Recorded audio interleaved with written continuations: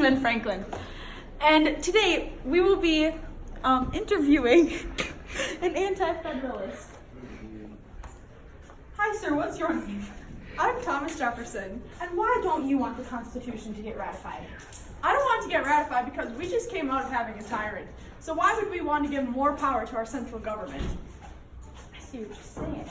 But what would it take to have you say, yes, I do want to ratify the Constitution? I want my rights. I want a Bill of Rights saying that my rights are going to be secured. All right, there you have it, folks. Thanks, Ben, for that last interview. Now we have an interview in the studio with an indecisive individual. I'm Benjamin Franklin, and today I have an undecisive individual with me on whether or not there should be a Federalist or Anti-Federalist. Please explain to me, sir. So the Anti-Federalists, they put in the newspaper reasons of why they think that the Federalists would take away our rights and make sure that they're not secure.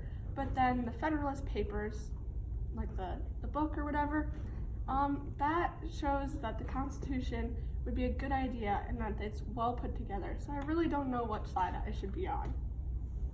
Next, my colleague Maggie Smith will give you some information on what is necessary to ratify the Constitution. Hi, I'm Maggie Smith, and today we're going to be talking about the requirements for the Constitution ratification. In order for the Constitution to be ratified, at least 9 states need a vote for the Constitution. Currently, only 6 states have ratified the Constitution. Those states are Delaware, Pennsylvania, New Jersey, Georgia, Connecticut, and Massachusetts.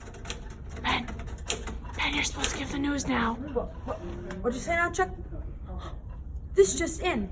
Another state has ratified the Constitution, therefore making it 7 states total in favor of ratifying the Constitution. Now, a break for our weather with our meteorologist Hannah Malamphy. Hi, I'm your meteorologist, Hannah Malamphy. Today it is hot and humid with a 70% chance of rain.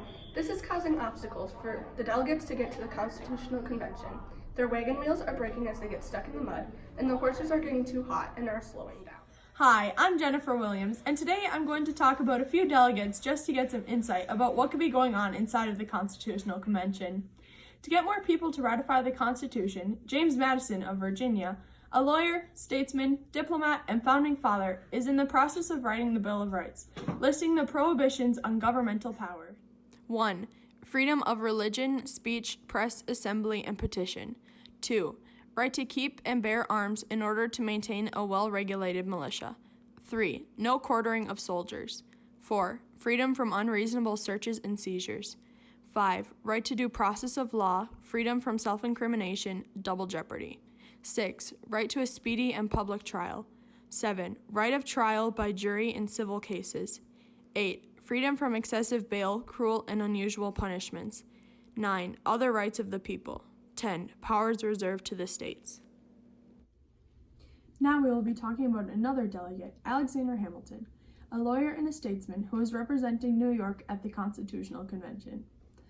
He is the famous author of the Federalist Papers. In these papers, he speaks of how messy and loosely governed the Articles of Confederation are, and is trying to swing others to the idea of a more put-together and strong governed society. The reason Hamilton was chosen to be a delegate is due to the fact that he served in the legislature. Hi, Maggie Smith here, writing down to the Constitutional Convention, where we will be talking about the 3 compromises: the Great Compromise, the 3/5 Compromise, and the Slave Trade Compromise. The Great Compromise was a battle between the large states and the small states. The large states demanded that representation should be based on the population of the state, whereas the smaller states wanted equal representation. To make each side happy, the delegates determined that we should have a bicameral legislature. One house, the House of Representatives, would be based on population, and the other house, the Senate, had equal representation for the states. The 3/5 Compromise is dealing with population. The South wanted to count their slaves as part of the population. The North thought that was unfair because they didn't have as many slaves, and the slaves didn't even have basic human rights. If the South were to be allowed to count each slave, the southern states would have more voice in legislature.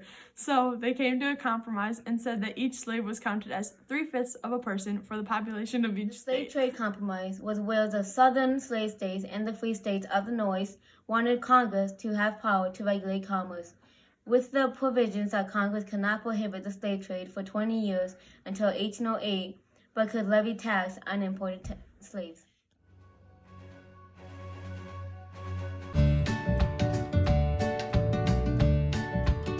Hi, Maggie Smith here, writing down to the Constitutional Convention, where we will be talking about the three compromises: the Great Depression. Compromise is deal.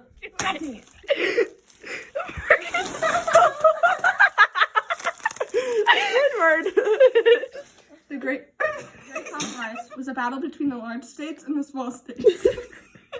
The large states.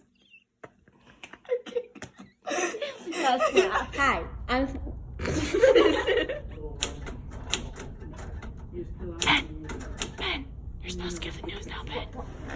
What'd you say, Senator Chuck?